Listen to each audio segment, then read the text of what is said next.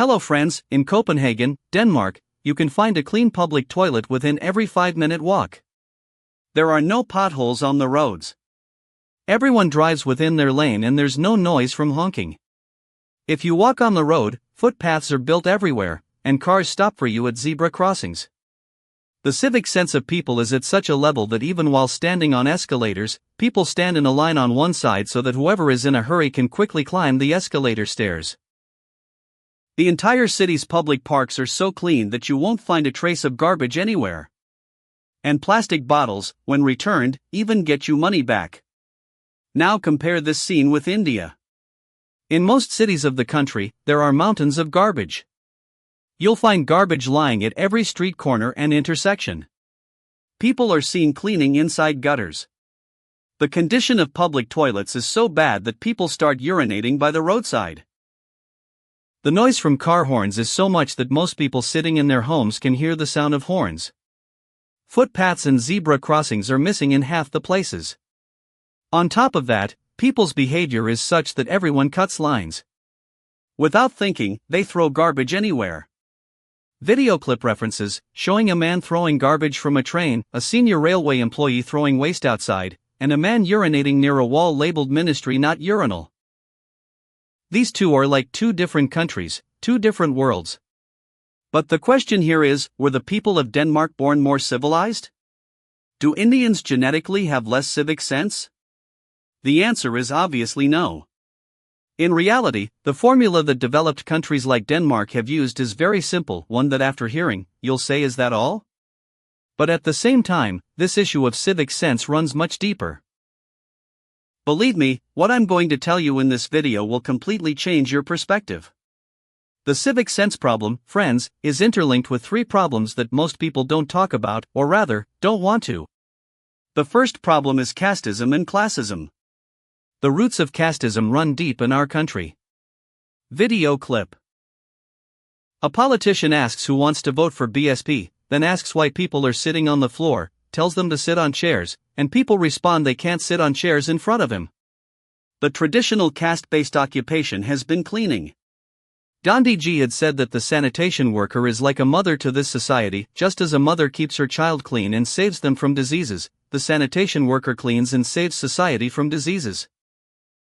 Now Gandhiji gave them the status of a mother, but people degraded them so much that the word for their caste became used as a slur. Video clip. A person talks about a job that felt degrading, saying, "I'm not looking good in this at all." Think about it. In a country where sanitation workers are treated this way, where doing cleaning work is seen as something shameful, how will that country ever be clean? Regarding politics, look at this recent news. A 46-year-old Dalit woman in Dhanbad, Jharkhand was beaten up and given caste-based abuses. Do you know why? Because this woman refused to clean for a shopkeeper for free. The truth, friends, is that even today in our country, most sanitation workers are Dalits. The issue isn't what caste they belong to, the problem is that they are forced to enter gutters to clean. Many times they die from toxic gases. Is our country so poor that someone has to enter a gutter to clean and machines can't even be bought? Absolutely not.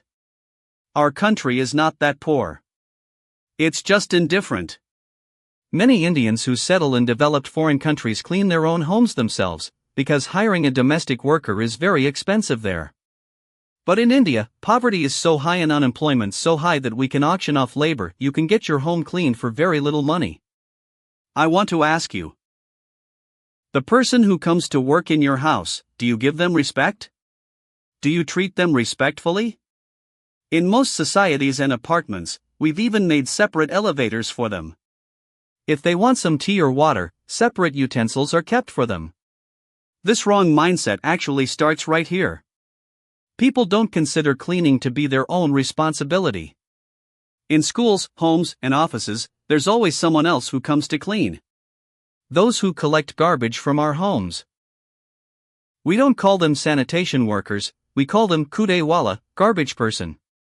And what an irony, we are the ones who spread the garbage, but we call them the garbage people. People mentally and physically completely dissociate their identity from cleaning. This is a huge difference from developed countries. Whether it's Canada, Germany, Japan, or Australia, people separate their own waste themselves. Most people clean their own homes. But in our country, a person stands on a mountain of garbage picking through it. And what is our leader's plan for cleaning? Video clip: a minister standing on top of a garbage mountain saying it needs to go. The second problem is with the government system. Have you seen clean public toilets in your city? I'm not talking about malls. I'm talking about public toilets. Of whatever public toilets exist, more than half don't even have running water. You have to bring water from home. Video clip: someone pointing out a washroom where you have to bring your own water. The smell is so bad that either a person will die from the stench or get a urinary tract infection. Video clip showing a filthy toilet space with urine everywhere, pointing out that the actual washroom nearby is locked, including the female toilet. People say there's no civic sense, people urinate in the open. But think about it. The street vendors who are out of their homes all day, they will urinate somewhere, right?